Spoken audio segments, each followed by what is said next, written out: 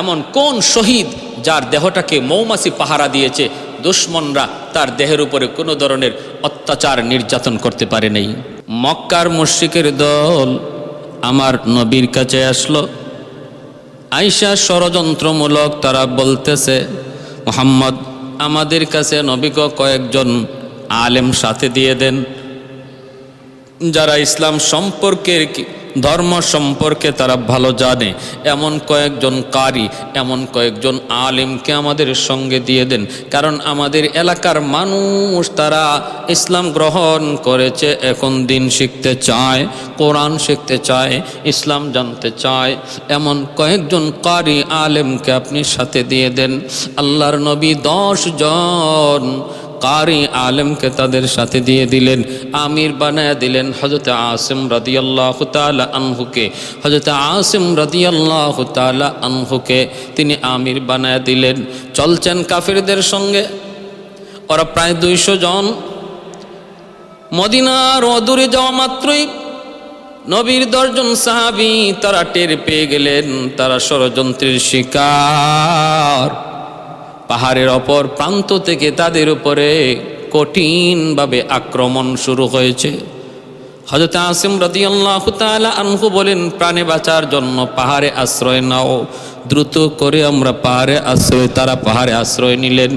পিছন এইবার পাহাড়ের নিচ থেকে দুশমনরা তাদের দিকে তীর মারতে লাগলো।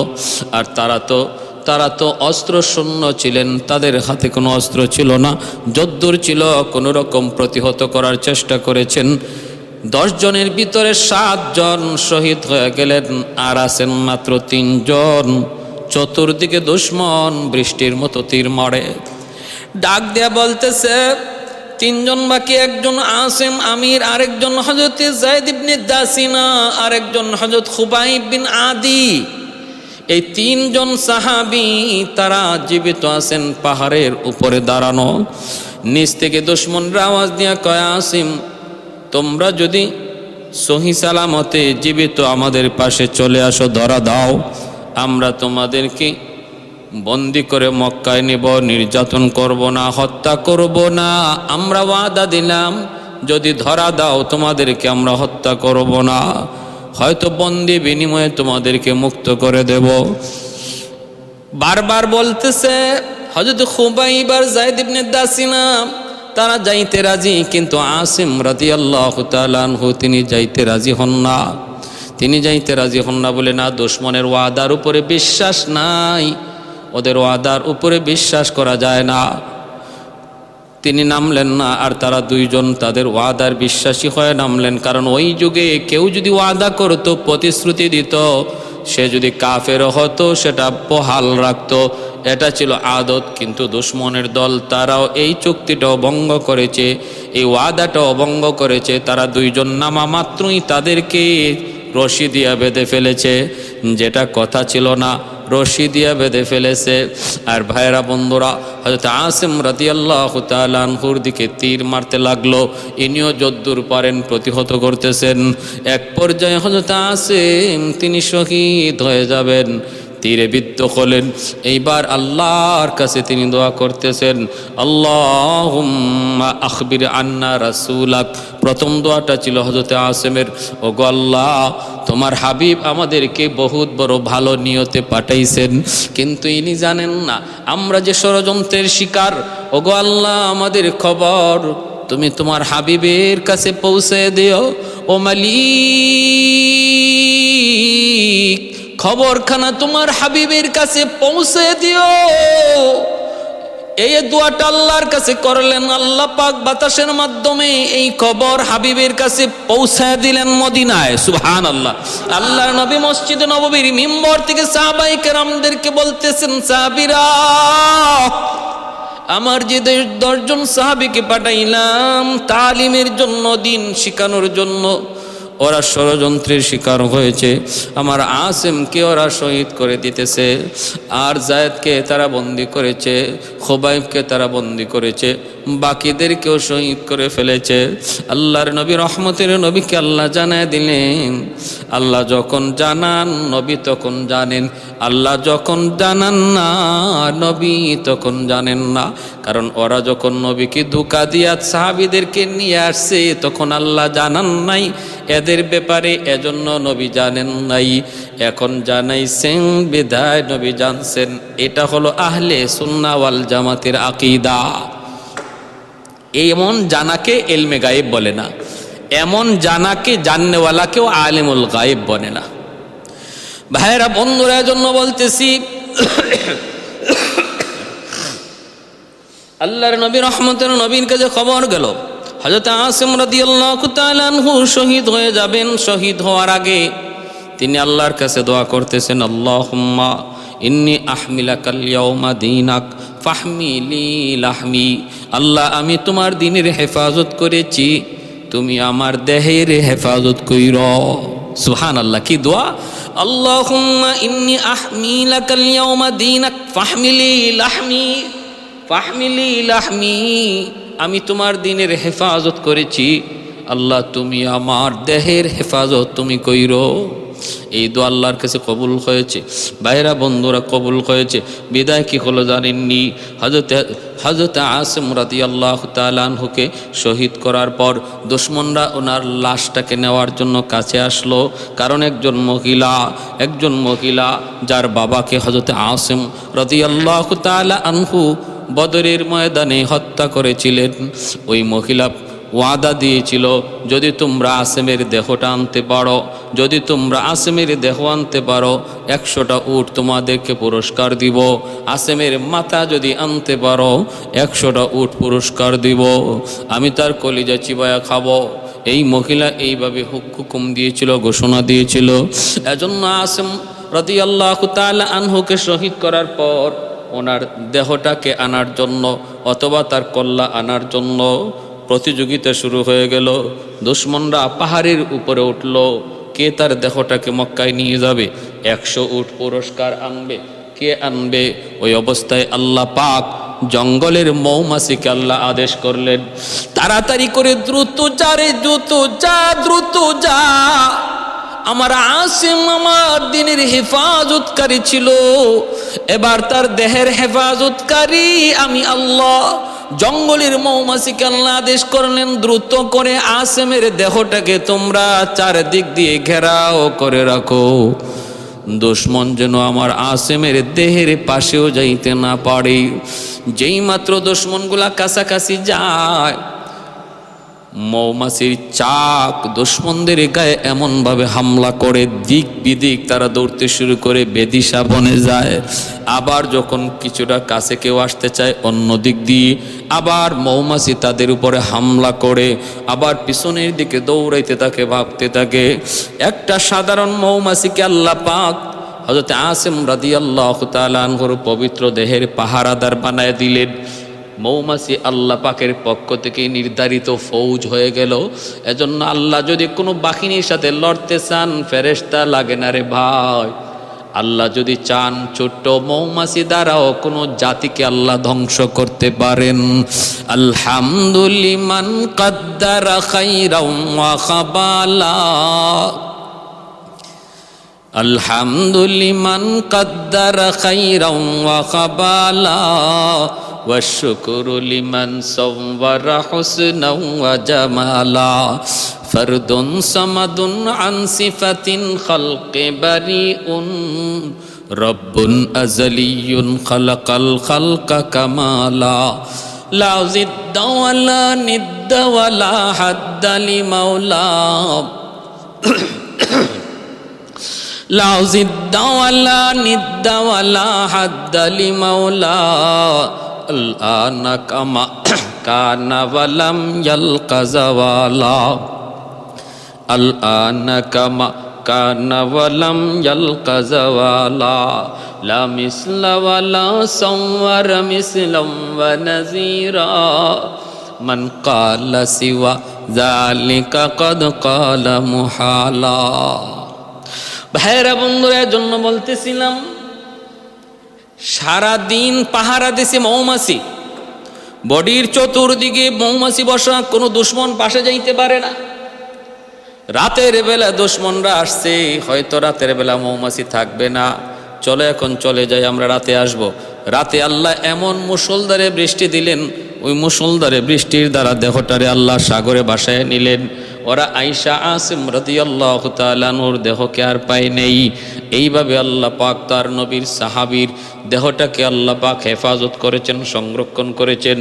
এই দিকে আসুন, হযরত খুবাইব রাদিয়াল্লাহু তাআলা আনহু, যায়েদ ইবনে দাসিনা, দুজনকেই তারা বন্দি করলো।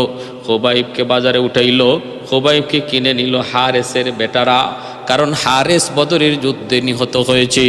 এই নিহত বাবার বদলা নেওয়ার জন্য হযরত খুবাইবকে কিনে নিল হারেসের সন্তানেরা, হারেসের ছেলেরা। আর এইদিকে যায়েদ ইবনে দাসিনা রাদিয়াল্লাহু তাআলা আনহু, ইনাকেও কিনে নিল সফওয়ান ইবনে উমাইয়ার ছেলেরা, সফওয়ান ইবনে উমাইয়ার ছেলেরা। কারণ সফওয়ান ও বদরের যুদ্ধে মুসলমানদের হাতে নিহত হয়েছে। বদলা নেওয়ার জন্য দুইজনের ছেলেরা কিনে নিল। যায়েদ হযরত খুবাইব ইবনে আদি রাদিয়াল্লাহু তাআলা আনহুকে ও ভাই হারেসের ছেলেরা বন্দি করে রাখলো। নির্ধারিত সময়ে তারা শুলিতে চড়ায় তারে হত্যা করবে। আরবে ঢোল পিটানো হলো, ঢোল, এত তারিখে খুবাইবকে শুলিতে চড়ায়া শহীদ করা হবে, হত্যা করা হবে। ঘরে ঘরে আওয়াজ পৌঁছায় দেওয়া হলো, সবাই জেনে গেল।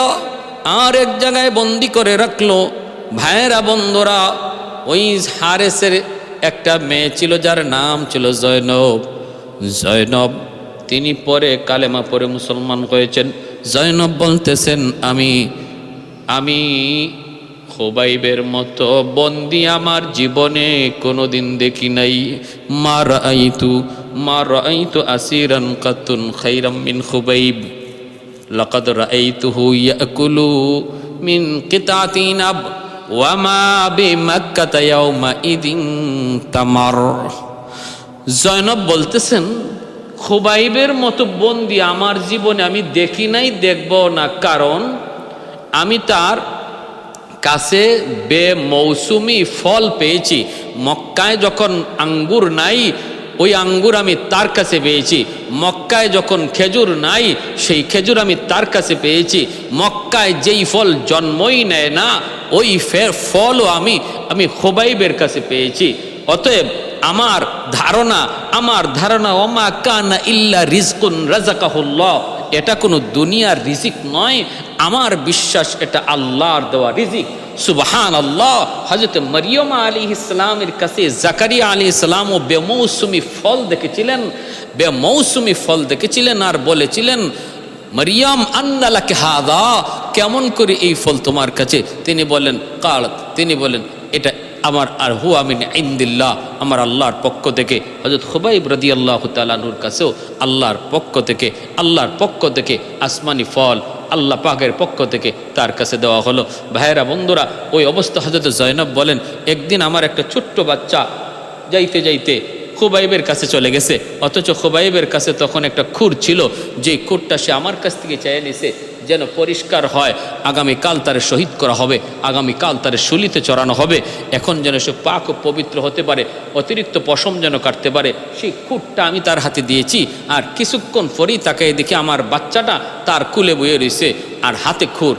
আমি তো ভয়ে কেঁপে গেলাম, কারণ একজন বন্দি, তার হাতে খুর, আর ওই অবস্থায় তার কোলে একটা বাচ্চা। সে যদি বাচ্চাটার গলায় এই খুর দইরা বলে আমাকে এখন মুক্ত করো, নতুবা এই বাচ্চাকে আমি হত্যা করে ফেলবো, তাহলে আমরা বিপদে পড়ে যেতাম, চরম বিপদে পড়ে যেতাম। আমি অবাক হয়ে গেলাম, আমি হতাশায় পড়ে গেলাম, আমার চোখগুলো বড় বড় হয়ে গেল। খুবাইব বুঝতে পেরে বলতেছেন, জয়নব, ভয় পেও না, আমরা আল্লাহর নবীর হাতে গড়া সাহাবী, আমাদের কাছে আদর্শ রয়েছে। যুদ্ধের ময়দানেও আমরা শিশুদের গায়ে হাত দিই না, যুদ্ধের ময়দানে আমরা নারীর গায়ে হাত উঠাই না। এটা ইসলাম আমাদেরকে শিখাইছে, আমার নবী আমাদেরকে এই কথা শিখাইছে। তুমি ভয় পাচ্ছ তোমার দুধের বাচ্চার বুঝি আমি কিছু করব না, এমনটা মনে করো না। মুসলমান জীবনের এতটা পরোয়া করে না যে জীবন বাঁচানোর জন্য একটা দুধের বাচ্চাকে সে পণ হিসেবে ধরবে। এই আদর্শে মুসলমান বিশ্বাসী নয়। আর হাজিরিন, পরের দিন হযরত খুবাইব রাদিয়াল্লাহু তাআলা আনহুকে শুলিতে চড়ানোর জন্য মক্কায় ঢোল পিটায় বলে দেওয়া হলো।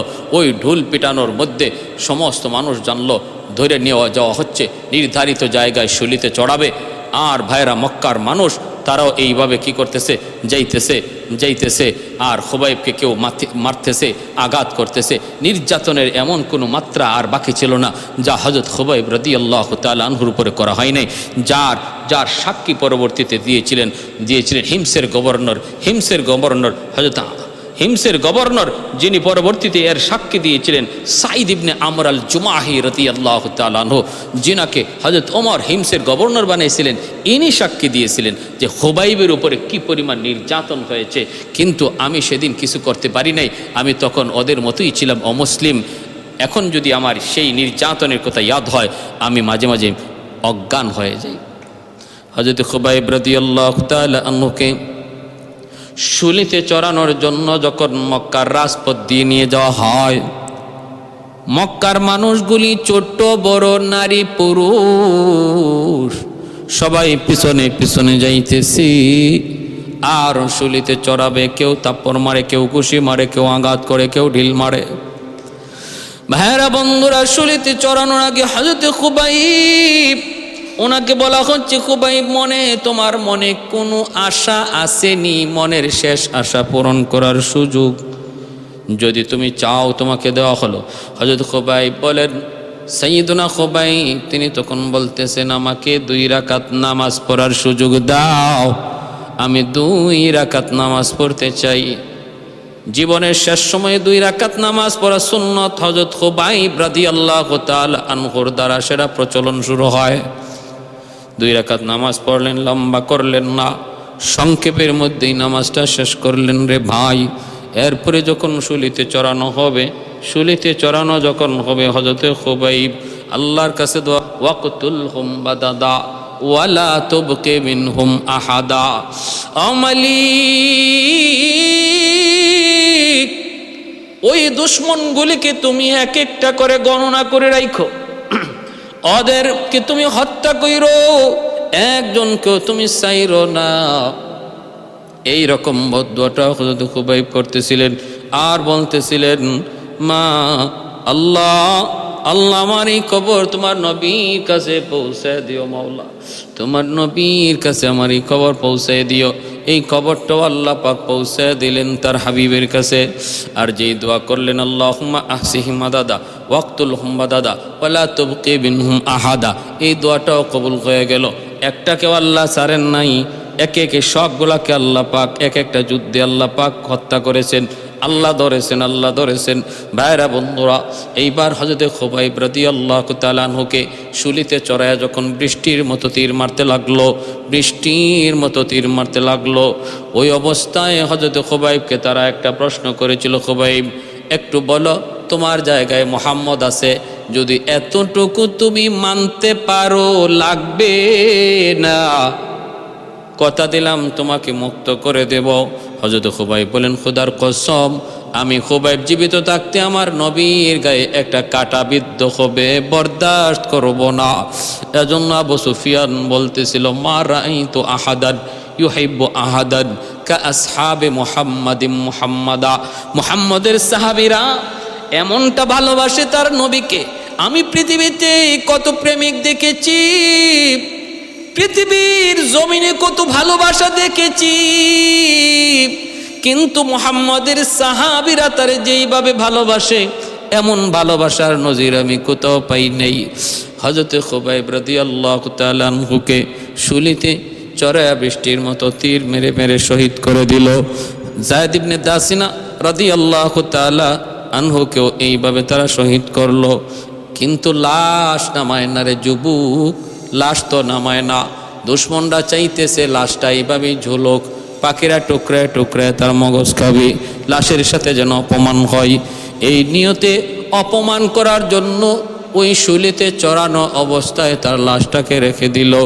1 দিন 2 দিন 3 দিন হয়ে যাচ্ছে। আল্লাহর নবী তিনি তো আল্লাহর পক্ষ থেকে খবর পেয়ে গেছেন। নবী বলতেছেন, সাহাবীরা রে, কে আছো এমন? আমার খুবাইবের শহীদ হওয়ার পরেও বেঈমানরা তার সাথে তার সাথে নির্যাতন করতেছে। দেহটা এখনো শুলি থেকে নামায় না, ওই শুলিতেই রেখে দিয়েছে। পচন গলন ধরে গেছে, কে আসো এবার পাখিরা টুকরায় খাবে। আমার সাহাবী খুবাইব ইবনে আদির সাথে এত বড় অপমানজনক কাজ সওয়া যায় না, সহ্য করা যায় না। কেউ আসুনি এমন জীবনের রিস্ক নিয়ে সেই খুবাইবের লাশটাকে সেখান থেকে নিয়ে আসবা, আসুনি কেউ এমন। হযরত আলী রাদিয়াল্লাহু তাআলা আনহু, হযরত মিকদাদ রাদিয়াল্লাহু তাআলা আনহু দুজন দাঁড়ায় গেলেন। নবী বললেন ঠিক আছে যাও, কিন্তু আলী সর্বদা নিজের জানের দিকে খেয়াল রাখো। যদি তুমি বুঝো নিজে বিপদে পড়ে গেছো, তখন নিজেকে বাঁচানোর ফিকির কইরো। যাও, আমি নবী তোমাদের জন্য দোয়া করলাম। দুজন রওয়ানা দিলেন। হযরত খুবাইব রাদিয়াল্লাহু তাআলা আনহুর এই জ্বলন্ত লাশটাকে তারা দুশমনদের চোখে ফাঁকি দিয়া চুরি করে নিয়ে আসবেন হেফাজতের জন্য। পাহাড়ের আড়াল থেকে আলী তাকায় দেখতেছেন পাহারাদার দাঁড়ায় আছে, দেখতেছেন হযরত আলী রাদিয়াল্লাহু তাআলা আনহু সাথীকে বলতেছেন একটু অপেক্ষা করো, একটু ধৈর্য ধরো, আমাদের দেখতে হবে পাহারাদারগুলি কখন তারা ঘুমায় পড়ে, একটু কখন অচেতন হয়, ওই সুযোগটাকে আমরা কাজে লাগাবো। পাহারাদারগুলির দিকে নজর, শেষ সাথের দিকে দেখতেছেন পাহারাদার একটু ঝিমুনি ভাব, ওই ঝিমুনি ভাব। এই অবস্থাটা দেখা মাত্রই আলী রাদিয়াল্লাহু তাআলা আনহু সাথীকে বলেন মিকদাদ, আর দেরি করা যায় না, চলো এবার সামনের দিকে আগাই। এই বইলা তারা সামনের দিকে আগাইলেন। ভাইরা বন্ধুরা, সামনের দিকে আগাইলেন আর বারবার শুধু দেখতেছেন কখন জানি দুশমনরা টের পেয়ে যায়, এজন্য সামনের দিকে আগাইতেছেন অত্যন্ত সতর্ক অবস্থায়। যাইতে কাছাকাছি চলে গেলেন। ঘোড়ার উপর থেকে হযরত আলী তলোয়ার দিয়া খুবাইবের ওই ঝুলন্ত লাশের রশিটাকে একটা কোপ দিয়া ছিঁড়ে ফেললেন। তারপরে নিজের কোলে নিয়ে সামনের দিকে দৌড় দিলেন। ঘোড়ার উপরে সওয়ার হইয়া সামনের দিকে দৌড় দিলেন। মিকদাদ তিনিও একসাথে দৌড় দিলেন। পাহারাদারগুলি টের পেয়ে গেল, সাথে সাথে পিছু নিল, তারাও পিছনে নিল। বৃষ্টির মতো তীর মারতে লাগলো দুশমন, বৃষ্টির মতো। সামনের দিকে আলী আর মিকদাদ। হযরত আলী রাদিয়াল্লাহু তাআলা আনহুর এক হাতের মধ্যে খুবাইব ইবনে আদি রাদিয়াল্লাহু তাআলা আনহুর ওই দেখো একজন শহীদের মরা দেখো, একজন শহীদের ওই দেহ, যেই দেহটাকে মনে করি আমরা মৃত, কিন্তু আল্লাহ বলেন মৃত নয়। ওয়ালা তাকুলু লিমান ইউকতালু ফি সাবিলিল্লাহি আমওয়াত বাল আহইয়াউন ওয়ালাকিন লা তাশউরুন।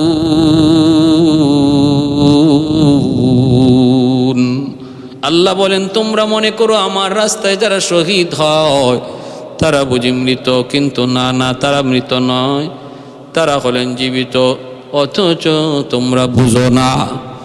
আলী রাদিয়াল্লাহু তাআলা আনহু কোলের মধ্যে লইয়া এক হাতে ঘোড়ার লাগাম আর এক হাতে হযরত খুবাইবের লাশ, এই লইয়া তিনি দৌড় দিলেন, ঘোড়া চালাইলেন। কিন্তু এইভাবে কতক্ষণ দৌড়ানো যায়? পিছনের দিকে দুশমন, তারা তো ঘোড়ার উপরে সওয়ার হইয়া পিছনের দিকে ধাওয়া করতেছে, সামনের দিকে আগাইতেছে। ভাইরে এবার একটু খেয়াল করে শুনুন ঘটনাটা কি ঘটল। হযরত আলীকে আল্লাহর নবী বলেছিলেন, আলী যদি বিপদ দেখো তবে নিজের জানের কথা চিন্তা কইরো। আলীকে আল্লাহর নবী তো ইশারা দিয়া দিছিলেন। হযরত আলী এবার মনে মনে ভাবলেন, আমি এই মুহূর্তে যদি খুবাইবের দেহটাকে নিজের থেকে না ফালাই তাহলে ওরা আমার পিছন ছাড়বে না। পিছন ছাড়বে না, এমনকি তীরের আঘাতে আমারও মৃত্যুবরণ হইতে পারে, আমিও শহীদ হইতে পারি। আল্লাহর নবী সাহাবে হযরত আলী রাদিয়াল্লাহু তাআলা আনহু তখন দুশমনদেরকে দেখাইয়া খুবাইবের দেহটাকে নিজের হাত থেকে ছেড়ে দিলেন। পিছনে দুশমনরা দেখতে পেল আলী হাতে থাকা ওই দেহটা ফালায়া দিছে।